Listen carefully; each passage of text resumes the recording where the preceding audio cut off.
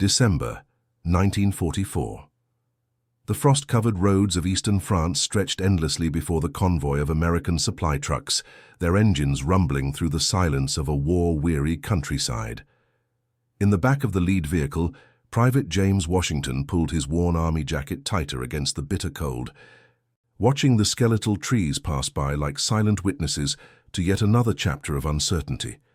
He and the other men of the 670th Quartermaster Truck Company had spent 18 months moving supplies across North Africa and Italy, always in the background, always essential, yet somehow invisible. Now, as they rolled toward a small French village called Kinsheim in the Alsace region, Washington couldn't shake the knot of anxiety that had taken root in his chest since they'd crossed into France 3 weeks earlier.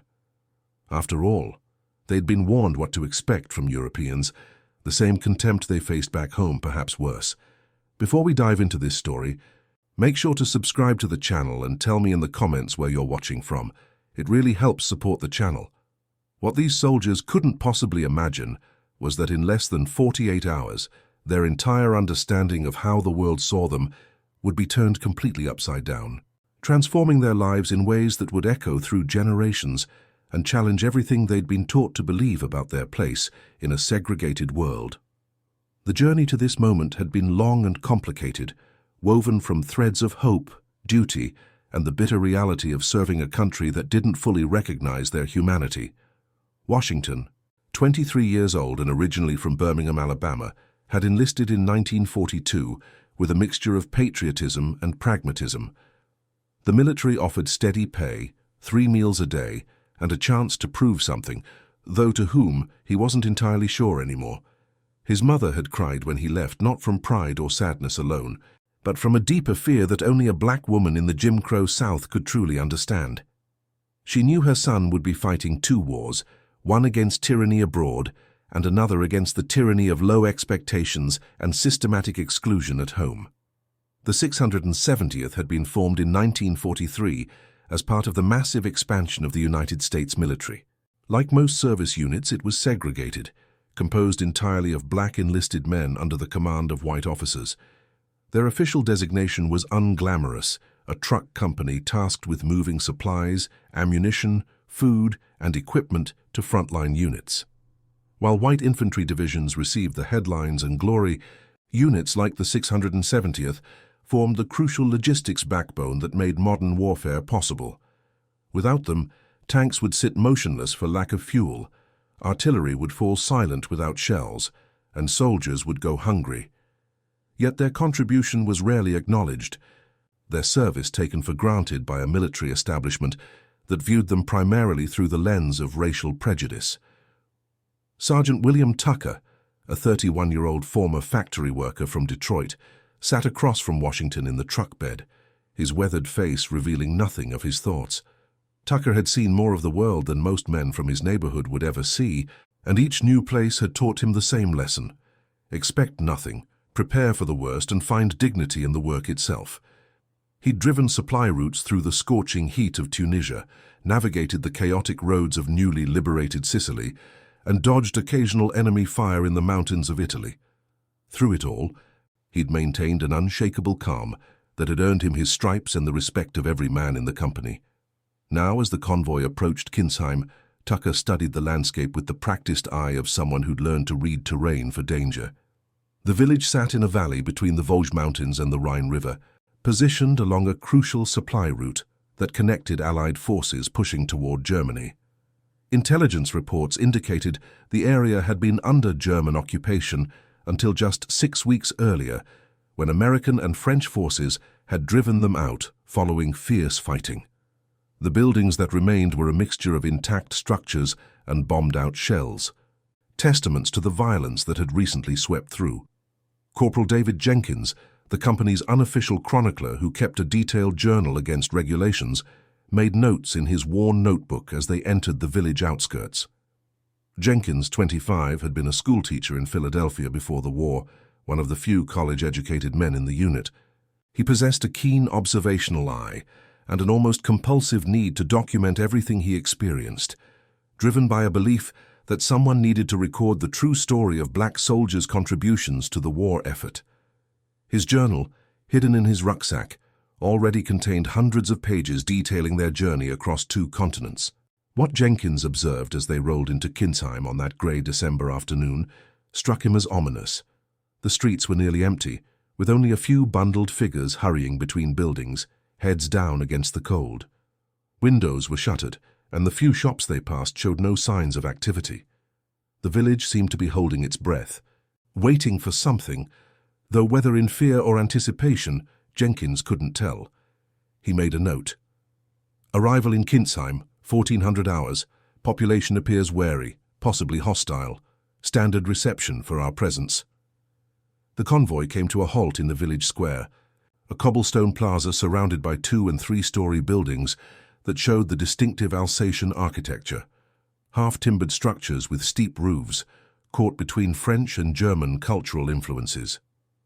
Captain Robert Harrison, the company's commanding officer, emerged from the lead jeep and immediately began coordinating with his officers about billeting arrangements. Harrison, a white officer from Virginia, had the unenviable task of commanding men he'd been raised to view as inferior, while also protecting them from the worst excesses of military racism. To his credit, he'd developed a professional respect for his soldiers' competence, though the social barriers of the era remained firmly in place. As the men began unloading equipment and preparing to establish their temporary base, Washington noticed faces appearing in windows, children mostly, their eyes wide with curiosity. An elderly man stood in a doorway across the square, his expression unreadable. Washington had seen such looks before in every village and town they'd passed through, calculation, judgment, prejudice waiting to reveal itself. He steeled himself for what he assumed would come next, the subtle and not-so-subtle signals that they weren't welcome, that their presence was tolerated only because military necessity demanded it. Private Robert Bobby Mitchell, a 19-year-old from rural Mississippi, moved alongside Washington, his youthful face tight with tension. Mitchell had grown up in the heart of the segregated South, where the rules were clear and brutally enforced. He joined the army both to escape poverty and because, paradoxically, the military seemed to offer more freedom than civilian life in Mississippi ever would. Yet that freedom was relative, constrained by regulations and traditions that kept black soldiers in support roles, away from combat, away from opportunities for distinction. Mitchell spoke quietly to Washington as they worked. "My daddy told me before I shipped out that Europeans would treat us worse than whites back home, said they learned their hatred from the same place." Washington nodded, not trusting himself to respond. He'd heard similar warnings from his own family, from older soldiers, from the chaplain who'd addressed them before they deployed overseas. The message was always the same: don't expect better treatment just because you've crossed an ocean. Racism, they were told, was a universal language. But as that first afternoon wore on, something unexpected began to happen. A small group of villagers approached the square, led by a middle-aged woman in a heavy wool coat. She carried a basket covered with a cloth, and as she neared the soldiers, Washington instinctively prepared for confrontation or insult. Instead, she stopped a respectful distance away and spoke in heavily accented English. "Excuse me, sirs, we bring bread. Welcome to Kinzheim." The men froze, unsure how to respond. Tucker, ever the diplomat, stepped forward and accepted the basket with a nod of thanks. Inside were several loaves of dark bread, still warm from the oven, a precious commodity in a village that had endured occupation and battle. The woman smiled, a genuine expression that reached her tired eyes, and said something in rapid French before hurrying away. Private Antoine Williams, one of the few French-speaking soldiers in the company, translated, "She said the German forces took everything, but they wanted to share what little they had with the liberators." The liberators. The word hung in the air, strange and unfamiliar when applied to them. Throughout their service, Washington and his fellow soldiers had grown accustomed to being seen as laborers, servants, support staff, never as liberators. That term was reserved for the white infantry divisions, the tank units, the airborne troops who got the medals and the recognition. Yet here was a French villager calling them liberators, as if their contribution mattered, as if their presence was genuinely valued. Over the next few hours, more villagers appeared. An old man brought a bottle of wine. carefully preserved through the occupation. A young couple offered blankets. Children, growing bolder, approached with shy smiles and broken English greetings, learned from phrasebooks. Each gesture was small, but collectively they created an atmosphere that none of the American soldiers had experienced before, one of genuine welcome, of respect offered without qualification or reservation. That evening, as the men gathered around field stoves preparing their rations, Jenkins wrote in his journal, "Something is different here. Cannot yet articulate what, but the people look at us without the usual calculation. They see soldiers, not a problem to be managed. Must observe more to understand if this is genuine or temporary politeness." Tucker, ever pragmatic, cautioned the men not to read too much into the initial reception. "People are grateful for liberation," he told them as they ate. "Once things settle down, once we're here a while, they'll start seeing us the way everyone else does.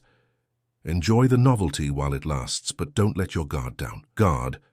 His words reflected the hard-won wisdom of someone who'd been disappointed too many times to indulge in hope. Washington wanted to believe Tucker was wrong, but experience argued otherwise. Still, as he settled into his bedroll that night in the commandeered warehouse that would serve as their barracks, he couldn't shake the memory of the woman's smile, the old man's respectful nod, the children's unfiltered curiosity. There had been something in those interactions, an absence of the usual tension, the usual silent judgment. It unsettled him precisely because it felt so foreign. The following morning brought Washington's first real glimpse of Kintzheim beyond the square. He was assigned to a work detail repairing a damaged section of road on the village's eastern edge, essential for the supply convoys that would be passing through regularly. As he and 5 other men worked under the cold December sun, villagers going about their daily business would pause to watch, sometimes to wave, occasionally to offer comments that Williams would translate. The comments were invariably encouraging or grateful, expressing appreciation for the soldiers' work and for the liberation of their village. During a break, an elderly man approached the work crew. His face was deeply lined, marked by years of hardship, and he walked with a pronounced limp. Through Williams, he introduced himself as Henri Beaumont, a former soldier who'd fought in the First World War. He'd lived in Kintzheim his entire life, had seen it occupied twice by German forces, first in 1914 and again in 1940. He spoke with the authority of someone who'd witnessed history's terrible cycles. In the First War, Beaumont told them through Williams' translation, African soldiers from the French colonies fought here, Senegalese, Moroccan, Algerian men. They were brave, they suffered, they gave their lives for France, we never forgot. He paused, his eyes moving from face to face. When the Germans came back in 1940, they told us these African soldiers were inferior, that we should be ashamed we'd fought alongside them. But we remembered the truth, we remembered their courage. So when we see you, we remember we owe a debt to soldiers of color, a debt never properly paid. The words landed among the work crew like stones dropped in still water, creating ripples of emotion that each man processed differently. Washington felt something loosen in his chest, a tension he'd carried for so long he'd forgotten it was there. Mitchell's eyes glistened with unexpected tears. Even Tucker, so practiced at emotional restraint, had to look away for a moment. Beaumont continued. The Germans who occupied us, they brought with them American propaganda. Strange, yes? They showed us films, pamphlets, things that depicted black American soldiers as dangerous, as inferior. They said, see, even the Americans know these people are lesser. They wanted us to fear you, to reject you. He smiled, an expression of quiet defiance. But we knew it was lies. We have eyes. We have memory. We know who brings freedom and who brings chains. After Beaumont left, the work crew remained silent for several minutes, each man grappling with the implications of what they'd heard. Jenkins eventually broke the silence. Did that really just happen? Did a Frenchman just tell us the Germans used American racism as propaganda? The bitter irony wasn't lost on any of them, their own country's prejudices weaponized by the enemy to undermine Allied unity. That afternoon, Captain Harrison called Tucker to a meeting with local officials. Harrison needed Tucker's steadying presence and practical judgment as they worked out logistics for the company's extended stay in Kintzheim. The mayor, A middle-aged man named Claude Mercier welcomed them into the temporary town hall, a converted schoolhouse since the original building had been damaged in the fighting. Mercier spoke reasonable English, having worked as a translator before the war, and he addressed both Harrison and Tucker with equal respect, something Tucker noted immediately. In most interactions with civilian authorities, white officers were addressed directly, while black NCOs like Tucker were effectively invisible, acknowledged only when absolutely necessary. But Mercier made eye contact with Tucker, asked his opinion on logistical matters, and treated him as a military professional rather than a subordinate whose presence was merely tolerated. During the meeting, Mercier explained the village's situation. Kensheim had a pre-war population of approximately 800 people, now reduced to about 600 after evacuations and casualties. The German occupation had lasted 4 years, during which time the village had been stripped of resources, young men forced into labor or military service, and any resistance met with severe consequences. 3 villagers had been taken away by German security forces and never returned, their fate unknown. The recent fighting that liberated the village had damaged approximately 30% of the buildings and destroyed much of the infrastructure. "We are grateful for liberation," Mercier said, "but we are also exhausted, frightened of what comes next and struggling to survive the winter." He looked directly at Tucker as he said, "Your men have skills we desperately need. I understand you are here primarily to support military operations, but if there is any assistance you can provide to help rebuild, we would be deeply appreciative. We have no money to pay, but we will share what we have." Harrison, to his credit, recognized an opportunity. The 670th would be stationed in Kensheim for at least 6 weeks, possibly longer, depending on how the military situation developed. Keeping the men busy with meaningful work would be good for morale, and helping the village would foster positive relations. He agreed to allocate men and resources for community projects during their downtime, with the understanding that military needs took priority. Tucker left the meeting with a strange feeling of having been seen as fully human, his expertise valued, his presence appreciated, rather than merely tolerated. He wasn't naive enough to think this represented some fundamental shift in the world order. He knew that once they left France, they'd return to a segregated military and eventually to a segregated society back home. But in this moment, in this place, something was different, and he couldn't ignore it. Over the following days, the men of the 670th fell into a rhythm. Their primary duty remained military logistics. They ran supply convoys to frontline units, maintained their vehicles, and stood ready to move at a moment's notice. But during downtime, they worked alongside villagers on reconstruction projects. Mitchell and a crew repaired roofs damaged by artillery fire. Washington helped restore the village's water pump, which had been sabotaged during the German retreat. Jenkins, using his teaching background, began informal English lessons for village children in exchange for French lessons, an exchange that delighted both students and teacher. What struck the soldiers most forcefully was the consistent absence of the racial attitudes they'd encountered everywhere else. Villagers invited them into homes for meals, an intimacy that would have been unthinkable in the American South or even in many northern cities. Children played with the soldiers without parental intervention or warning. Young women conversed with them openly, without the fear or contempt that usually characterize such interactions back home. The village treated them simply as soldiers, as men, as individuals worthy of basic human respect.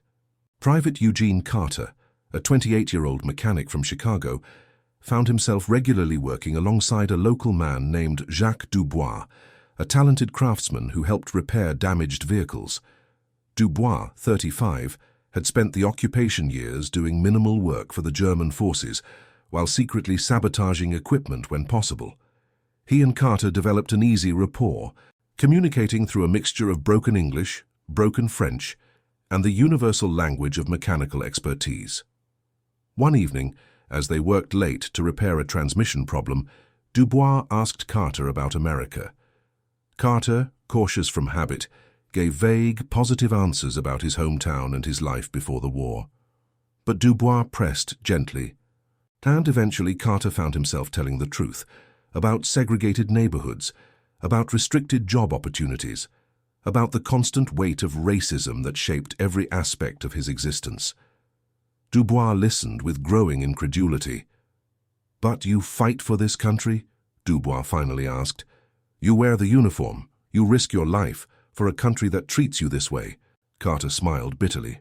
"Where else would I go? It's still my country, even if it doesn't always act like I belong to it. And besides, Hitler's ideology is worse than anything back home. At least in America, we're fighting to make things better. Slowly, maybe, but it's possible." Dubois shook his head. "My friend, you are more patriotic than I could be under such circumstances. You have more courage than you know." The comment stayed with Carter long after their work was done, a mirror held up to his own life that revealed something he'd never quite articulated to himself, that continuing to serve, to hope, to fight for a country that denied your full humanity, required a type of courage that had nothing to do with battlefield bravery.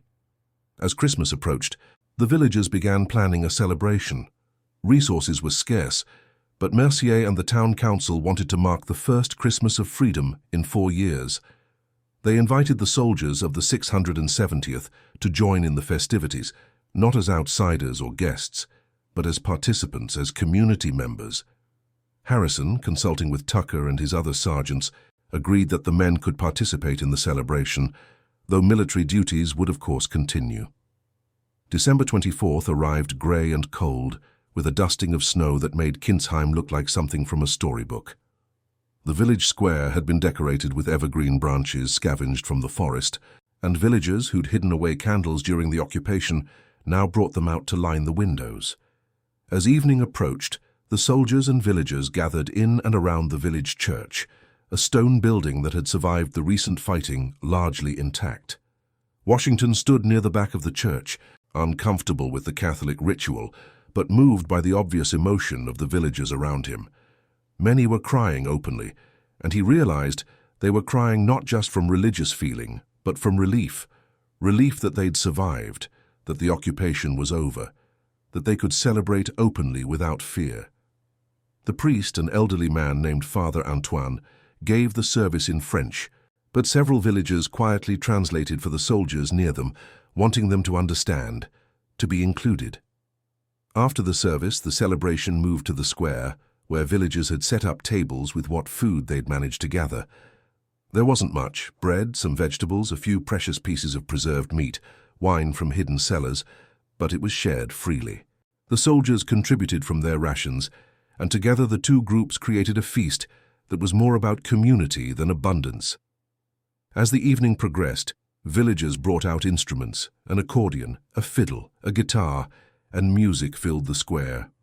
Someone started singing, others joined in, and soon a mixture of French carols and American songs created a strange but beautiful harmony. Washington found himself standing next to Jenkins, both men watching the scene with a sense of surreal displacement. "Are you documenting this?" Washington asked quietly. Jenkins nodded, his hand moving to the notebook in his jacket pocket. "Every word, every detail. Because when we get back home, when we try to tell people about this, they won't believe us. They'll say we imagined it, or that we're exaggerating, or that it was just French people being polite. But it's real, James. It's actually real." The moment Jenkins was referring to, the thing that seemed too extraordinary to believe, was simply this. They were being treated as equals. Not as charity cases, not as a regrettable necessity, not as problems to be managed, but as fellow human beings worthy of dignity, respect, and inclusion. It was such a basic thing, such a simple concept, yet it was so foreign to their lived experience that it felt almost revolutionary. Tucker, standing with Captain Harrison and Mayor Mercier, was having his own moment of recognition.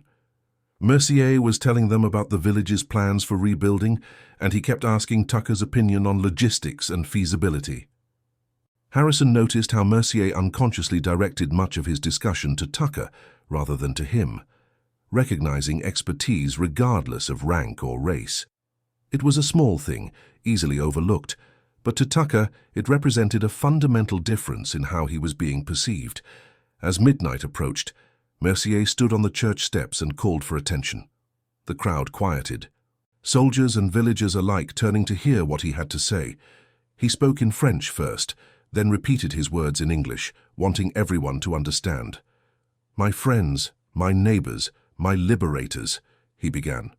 4 years ago, we celebrated Christmas under occupation, in fear, in silence. Tonight we celebrate in freedom, and we celebrate with those who brought us that freedom. You soldiers of the 670th, you came to our village expecting nothing, asking for nothing, simply doing your duty. But we want you to know that you have given us more than you realize. You have given us hope. You have reminded us that goodness exists in the world, and we want to give you something in return." He gestured, and several villagers came forward, carrying a large object covered with cloth. They set it down in the square and pulled away the covering to reveal a wooden sign, beautifully carved and painted. It read, in both English and French, "In gratitude to the 670th Quartermaster Truck Company, United States Army. Liberators, friends. December 1944. The soldiers stared at the sign, many openly crying now. Mitchell, the youngest among them, was sobbing into his hands, overwhelmed by an emotion he couldn't name. Washington felt tears streaming down his own face, not from sadness, but from a release of tension he'd been carrying his entire life. The tension of constantly proving his worth, of always being judged and found wanting, of never being enough. Here, in this small French village, he was enough. He was more than enough. He was valued. But the evening wasn't finished. Mercier raised his hand for attention again. "We have one more thing," he said. "In France, when we wish to honor someone, when we wish to show our deepest respect and gratitude, we hold a parade. Tomorrow, on Christmas Day, we invite you to allow us to honor you properly. We know it is not the military way. We know you are humble men who do not seek recognition. But please, let us do this. Let us show you how we feel." Harrison, caught off guard, looked to Tucker, who looked to the assembled soldiers. The men were nodding, some calling out agreement. Harrison turned back to Mercier and said simply, "We would be honored." Christmas Day dawned clear and cold, the earlier snow giving way to pale winter sunshine. The soldiers of the 670th rose early, unsure of what to expect, but sensing that something significant was about to happen. Captain Harrison ordered them to wear their dress uniforms, which had been carefully maintained despite months of field service. The men dressed with unusual care, straightening ties, polishing boots, checking each other for any imperfection. They understood that they weren't just representing themselves or even their company. They were representing every black soldier who'd ever served, every black person who'd ever been told they weren't good enough. At 1000 hours, the company assembled in formation in the village square. Every soldier who could be spared from essential duties was present, approximately 140 men standing in perfect ranks, a credit to Tucker's demanding standards. The villagers had gathered as well, not just from Kintzheim but apparently from neighboring villages too. Word had spread, and people had walked miles through the cold to be present. What happened next would be seared into the memory of every man present for the rest of their lives. Mayor Mercier, wearing a formal coat and a French medal from the First World War, stepped forward and began to speak. His words were translated by a local teacher who stood beside him, ensuring the soldiers understood every word. "Soldiers of the 670th, Mercier began, "we gather today not simply to celebrate Christmas, but to celebrate freedom, to celebrate courage, and to celebrate the essential dignity of all people. 4 years of occupation taught us many things. We learned that evil does not announce itself with horns and a tail. It comes wearing a uniform, speaking of order and security, demanding obedience. We learned that resistance is not always dramatic. Sometimes it is simply remembering the truth when lies surround you. And we learned that liberation, when it comes, arrives in unexpected forms." He paused, looking at the assembled soldiers. "When we heard that American soldiers were coming to our village, we did not know what to expect. The German occupiers had told us many things about American forces, had shown us propaganda designed to divide us, to make us fear some and welcome others. They especially warned us about soldiers like you, using your own country's prejudices as a weapon against Allied unity. They said you would be undisciplined, dangerous, inferior. They showed us materials created in America that depicted you as less than human.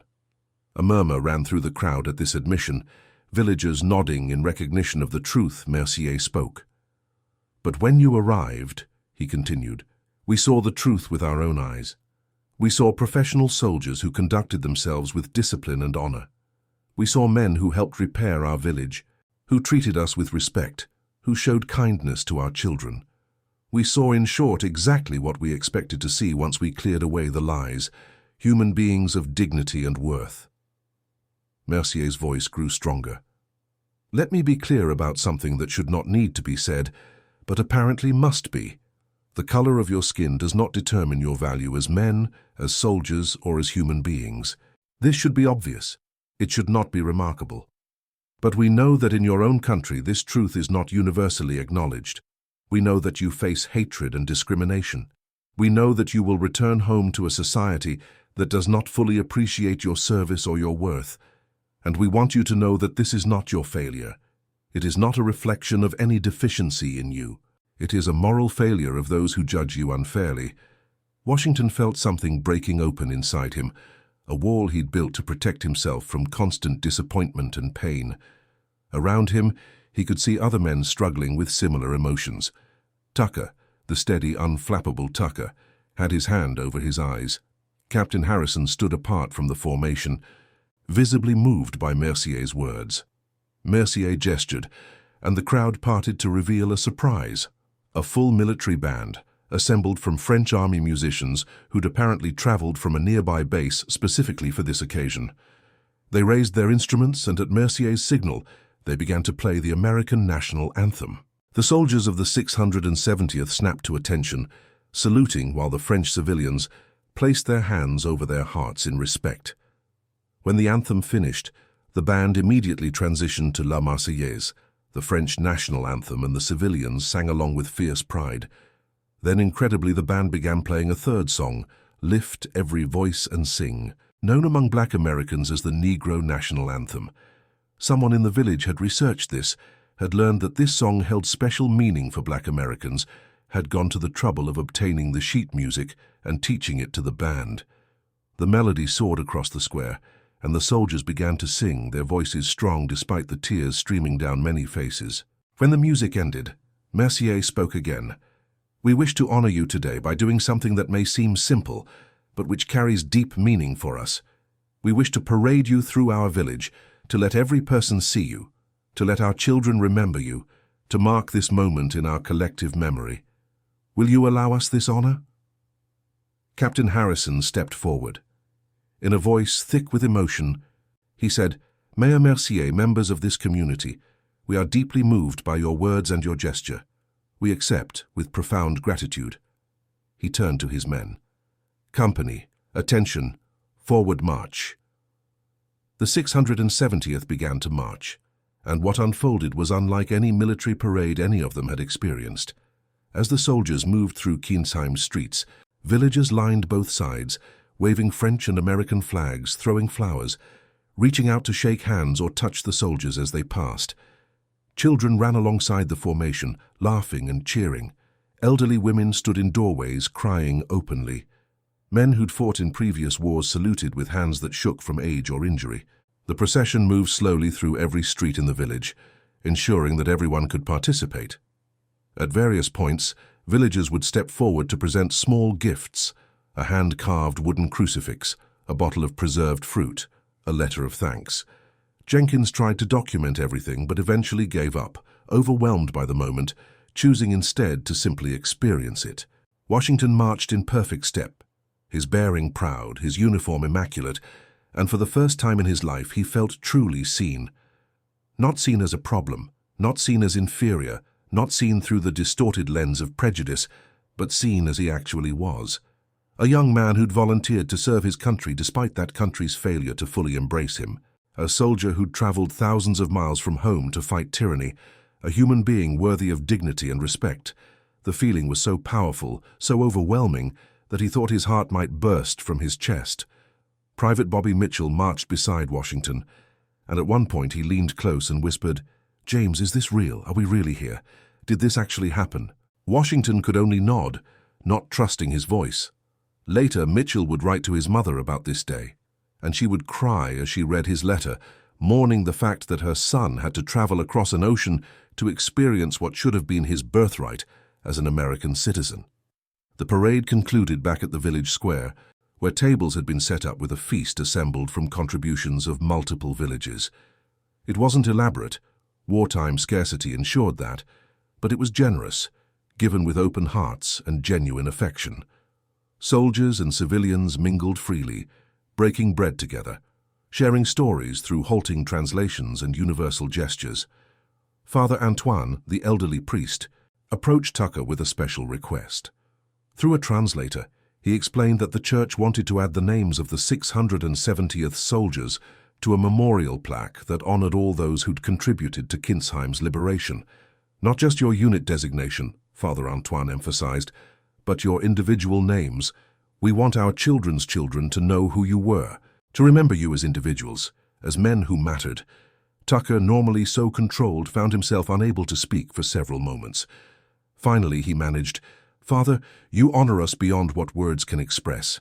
Yes, please add our names. Let us be remembered here, even if we're forgotten elsewhere." He turned away, ostensibly to organize something with his men, but really to compose himself, to process the weight of what had just happened.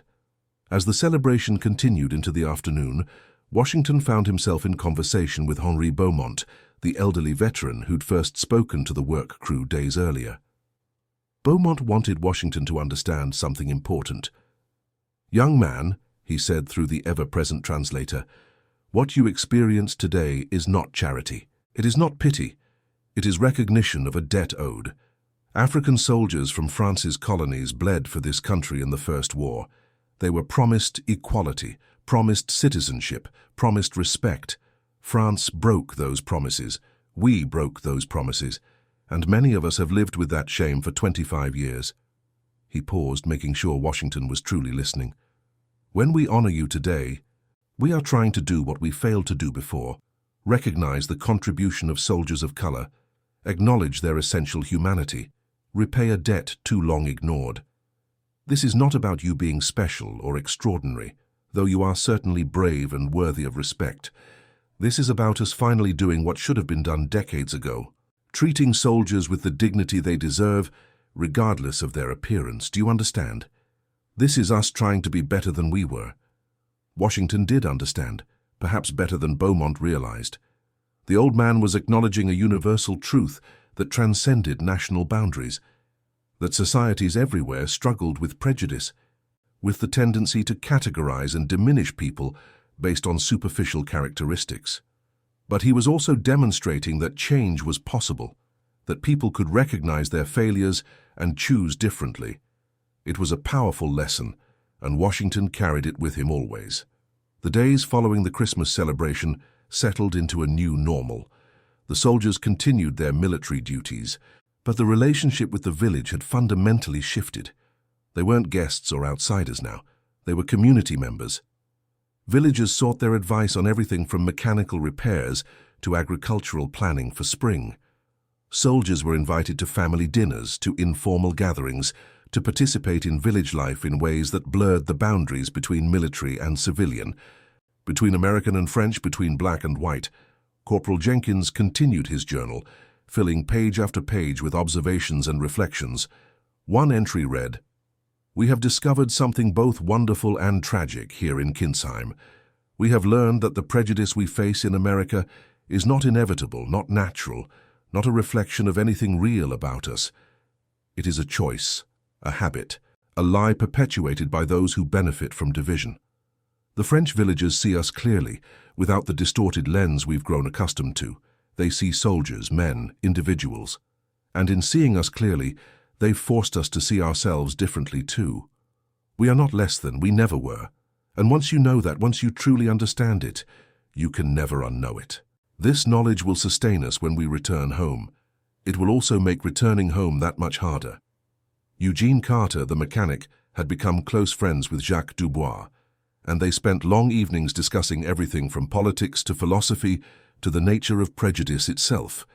Dubois had a sharp mind and wasn't afraid to ask difficult questions. One night, He asked Carter what he planned to do after the war. Carter admitted he didn't know. "Before Kinsheim," he said, "I figured I'd go back to Chicago, find work in a factory, live a quiet life, keep my head down, avoid trouble. But now I'm not sure I can go back to accepting things as they are. This place has changed me. You've all changed me." Dubois nodded thoughtfully. "Perhaps that is the gift we give you, and the curse. Once you have experienced being seen as fully human, being treated with unqualified dignity, it becomes intolerable to accept less. You will return to America as different men, unable to ignore injustice as easily as before. I do not envy you this burden, my friend, but I believe it is necessary. Change requires people who have seen what is possible, who cannot settle for what is." The 670th remained in Kinsheim for 7 weeks, from mid-December through early February. During that time, they ran hundreds of supply missions, maintained their vehicles through harsh winter conditions, and stood ready to support combat operations as the Allied advance continued toward Germany. But they also helped rebuild the village, taught English classes, attended church services, celebrated French holidays, and became woven into the fabric of the community. When orders finally came for them to move out, the parting was emotional on both sides. Villagers gathered in the square to say goodbye, bringing small gifts and letters to carry back to America.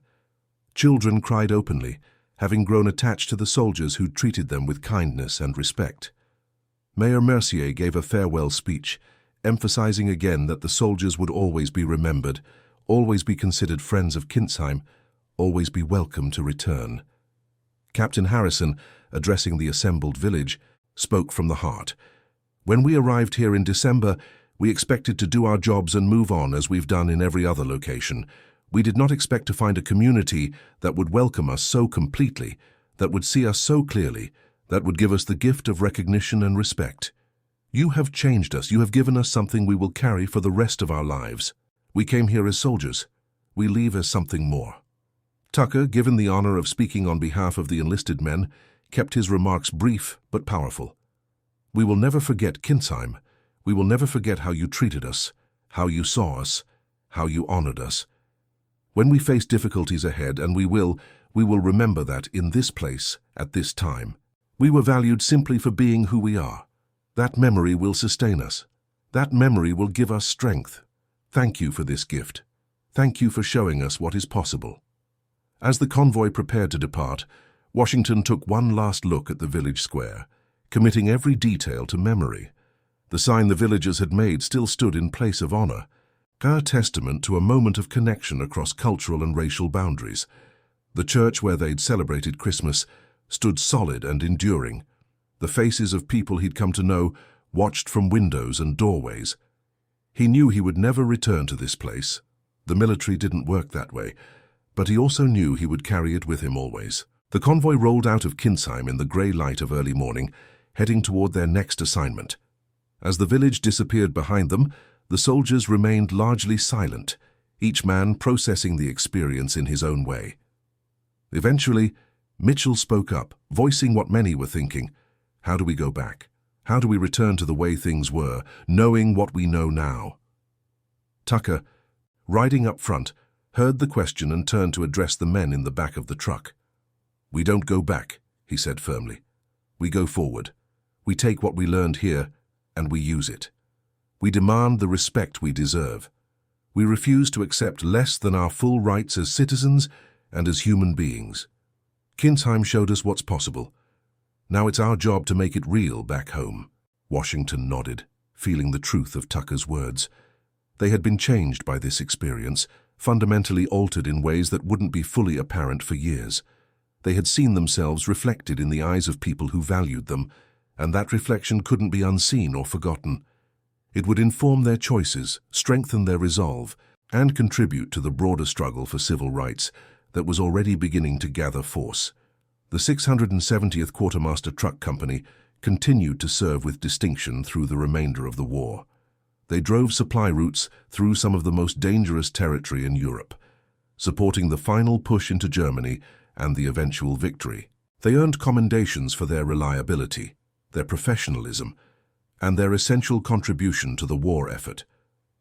But among the men who'd been in Kinsheim that winter, the commendations and medals mattered less than the memory of a small French village that had shown them what respect looked like. After the war, the soldiers dispersed back to their homes across America, returning to a country that was slowly, painfully beginning to reckon with its racial injustices. Many found that they could no longer accept the status quo as they once had. They became active in their communities, in civil rights organizations, in the growing movement for equality. When asked what had changed them, what had given them the courage to demand better, many would tell stories of a small village in France where, for a few brief weeks, they had been treated as fully human. Washington returned to Birmingham and eventually became a teacher, dedicating himself to educating young black students about their history and their worth. He kept in his desk drawer a small wooden crucifix given to him by an elderly woman in Kinsheim, and he would sometimes take it out and hold it while reflecting on how to help his students understand their inherent dignity. He told them about France, about the parade, about what it felt like to be truly valued. "You are worthy of respect," he would tell them. "Not because of what you might achieve, not because of how you behave, but simply because you exist. I learned that in a village in France, and I will never forget it." Mitchell went home to Mississippi and against all expectations became involved in civil rights organizing, drawing on a reservoir of courage he hadn't known he possessed. When the work became dangerous, when the threats and violence seemed overwhelming, he would think of Kinsheim, of villagers who had stood up to German occupation and maintained their humanity despite fear and hardship. If they could resist tyranny, he reasoned, surely he could resist injustice at home. Tucker stayed in the military after the war, part of the first generation of black soldiers to serve in a newly integrated armed forces following President Truman's executive order in 1948. He rose through the ranks, eventually retiring as a sergeant major, and throughout his career he kept a photograph from the Kinsheim parade in his locker. Young soldiers would ask about it, and he would tell them the story, ensuring that the memory was passed down to new generations. Jenkins completed his journal, which eventually totaled more than 800 pages, covering his entire military service. He self-published it in 1953, distributing copies to libraries, schools, and civil rights organizations.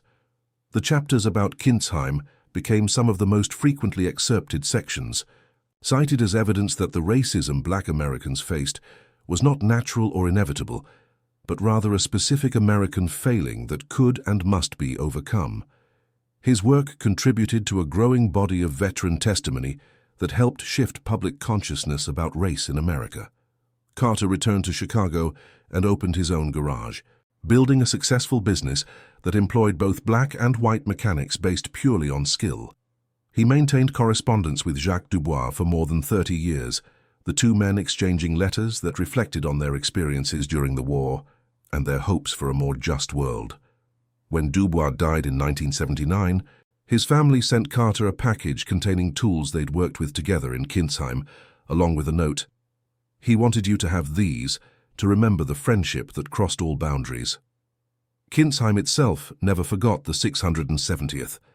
The memorial plaque Father Antoine had promised was installed in the church, listing every soldier's name in neat rows. The sign from the Christmas celebration was eventually moved to a permanent location in the village museum, where it remains today alongside photographs and documents from the Liberation period. Every year on Christmas Day, the village holds a small ceremony remembering the winter of 1944 and the American soldiers who became part of their community. The story of the 670th in Kinsheim spread slowly through the decades, passed down through families, included in local histories, and eventually attracting attention from historians studying the African-American experience in World War II. Scholars noted it as a powerful example of how European civilians often treated black American soldiers with more respect than they received in their own country, creating cognitive dissonance that contributed to the civil rights movement. Some historians have argued that experiences like Kinsheim, repeated across Europe wherever black soldiers served, represented a crucial catalyst for post-war civil rights activism. Soldiers who'd been treated as equals abroad were far less willing to accept inequality at home. They'd seen an alternative reality, had lived it, and couldn't unsee it. This helped fuel the determination and courage that characterized the civil rights movement of the 1950s and 60s. The deeper truth, the one that resonated across generations, was simpler and more profound. The experience at Kinzheim proved that prejudice was a choice, not a fact. The villagers had chosen to see black soldiers clearly, without preconception or prejudice, and in doing so had revealed that the barriers between people were artificial constructs rather than natural divisions. This lesson, learned by 140 men in a small French village during a brutal winter, rippled outward through families, communities, and eventually through American society itself. There is a particular poignancy in considering what the soldiers of the 670th faced when they returned home. They'd served their country with honor, had contributed essentially to victory in a war against tyranny and racial ideology, and yet they came home to a nation where they still couldn't vote in many states, where they faced employment discrimination, where they risked violence for challenging the racial hierarchy. The contrast between their treatment in France and their treatment in America was stark and painful. Yet out of that pain came determination. The men of the 670th and hundreds of other black soldiers who'd had similar experiences abroad became a generation of activists and advocates who refused to accept the old order. They tasted equality, however briefly, and that taste sustained them through the long struggle ahead. Kinzheim had shown them what was possible, and they dedicated themselves to making it real. The friendship between Kinzheim and the 670th continued in unexpected ways. In 1986, 42 years after the liberation, the village organized a reunion, inviting any surviving members of the company to return. 15 men, now elderly, made the journey. They found a prosperous, peaceful village, but one that had carefully preserved the memory of that winter. The memorial plaque had been maintained, the photographs had been preserved, and the local school taught children about the American soldiers who'd helped rebuild their village. Washington was among those who returned. Walking through Kinzheim streets as an old man, accompanied by his grown children, he found himself overwhelmed by emotion.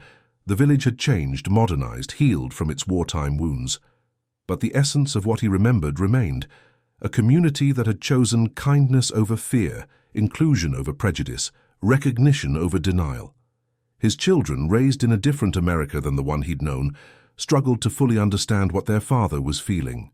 But they saw his tears, heard the tremor in his voice as he told stories, and understood that something profoundly important had happened here. During the reunion, the mayor, grandson of Claude Mercier, gave a speech that honored both the soldiers' wartime service and their contribution to the civil rights movement that had followed. "You came to us as liberators," he said, "but you left as something more. You left carrying a seed of understanding, a knowledge of what human dignity looked like when freely given. That seed grew into something that changed your nation. We in Kinzheim are proud to have played a small part in that great transformation." The surviving soldiers, old men now with grandchildren of their own, stood for a moment in silence, remembering the young men they'd been, the war they'd fought, the unexpected gift they'd received in this place. Then, as the French military band began to play "Lift Every Voice and Sing," a tradition maintained since 1944, they sang together one more time, their voices weaker with age but no less powerful with meaning. The story of the 670th Quartermaster Truck Company and their time in Kinzheim stands as a testament to several profound truths. It demonstrates that prejudice is learned, not innate, and can therefore be unlearned. It shows that respect and dignity are not finite resources to be carefully rationed, but rather qualities that grow when freely shared. It proves that small acts of recognition and inclusion can have rippling effects far beyond their immediate moment. Most importantly, it serves as a reminder of what becomes possible when people choose to see each other clearly, without the distorting lens of prejudice and preconception. The villagers of Kinzheim made that choice in December 1944, and in doing so, they gave 140 American soldiers an invaluable gift, a glimpse of their own worth, reflected back to them by people who had nothing to gain from the gesture except the satisfaction of doing right. Those soldiers carried that gift home and used it to help build a better America, one where the dignity they'd experienced in France would eventually become the birthright of all citizens. The journey from Kinzheim to the civil rights victories of the 1960s was long and difficult, marked by struggle, sacrifice, and setbacks.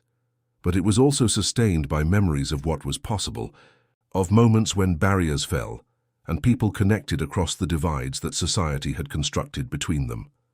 The men of the 670th expected hate when they rolled into Kinzheim that December afternoon. What they found instead was recognition, respect, and a profound affirmation of their humanity. That unexpected gift sustained them through the remainder of the war, through the difficult years that followed, and through the long struggle for equality that would define the post-war decades. Kinzheim had shown them a different possibility, and they spent their lives working to make that possibility real. And that concludes our story. If you made it this far, please share your thoughts in the comments. What part of this historical account surprised you most? Don't forget to subscribe for more untold stories from World War II, and check out the video on screen for another incredible tale from history. Until next time.